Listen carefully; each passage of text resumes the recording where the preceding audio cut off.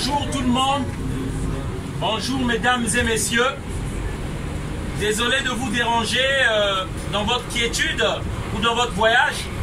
J'en ai juste pour 5 minutes rapidement.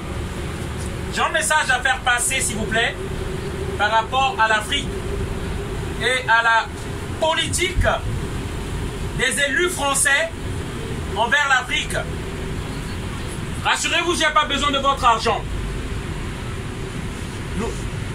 Nous parlons ainsi ou nous prenons cette démarche simplement parce que devant les grands médias, nous n'avons pas de parole. Voilà, on n'a pas de parole et nous ne pouvons pas être admis ou écoutés. Depuis cette semaine, le début de cette semaine, la France est endeuillée. Madeleine. On a perdu un grand homme politique de la France qui s'appelle Jacques Chirac. Un éminent homme politique depuis 40 ans. Et je suis tout à fait d'accord. Je suis tout à fait d'accord. Mais là où je ne suis pas d'accord simplement, parce que les médias mensonges, donc comme les BFM TV, les CNews, qui déforment toujours l'information, nous disent que c'était le grand ami africain. Jacques Chirac l'Africain. Et moi je refuse ça qu'on parle au nom de l'Afrique ainsi. Pourquoi je refuse? Parce que dans la déstabilisation de l'Afrique, dans les guerres en Afrique, Jacques Chirac est cité là-dedans. Moi qui vous parle, je suis immigré. En 1997, c'est pas vous-même que je parle, monsieur.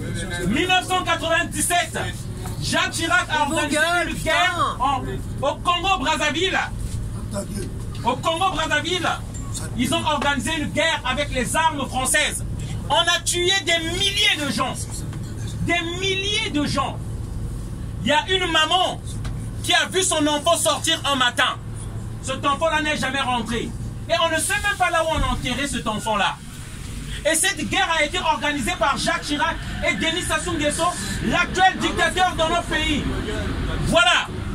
Si vous n'êtes pas d'accord, vous allez le supporter, je vais parler quand même. Voilà. Je vais quand même parler. Alors, et ils mettent une pression sur les dirigeants africains. Ils mettent une pression sur les dirigeants africains. Il y a une politique qu'on appelle la France-Afrique. Cette politique tue les Africains. À l'Élysée, il y a une chambre qu'on appelle Pyramide. La chambre de l'Élysée de la France-Afrique. Cette chambre-là a tué les présidents africains. Beaucoup de gens se demandent pourquoi les Africains viennent dans ce pays-là. Pyramide. Parce que nos pays sont déstabilisés. Parce que nos pays sont envahis par des bases militaires françaises. Il y a l'armée française au Gabon, si vous ne le savez pas.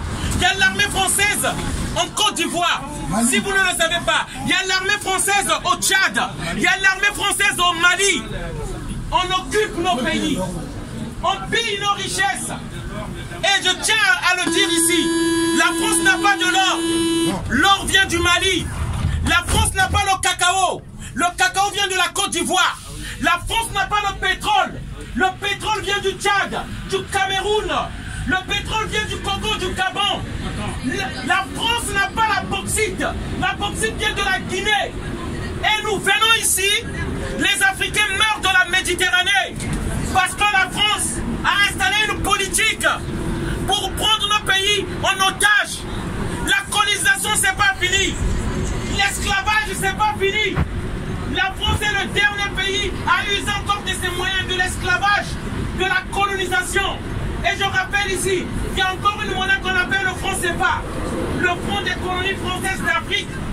Cette monnaie esclavagiste qui domine les Africains, imposée par la France. Si un dirigeant africain ose parler, il est assassiné, tué. Et la liste est longue. La France a tué Thomas Sankara, les élus français.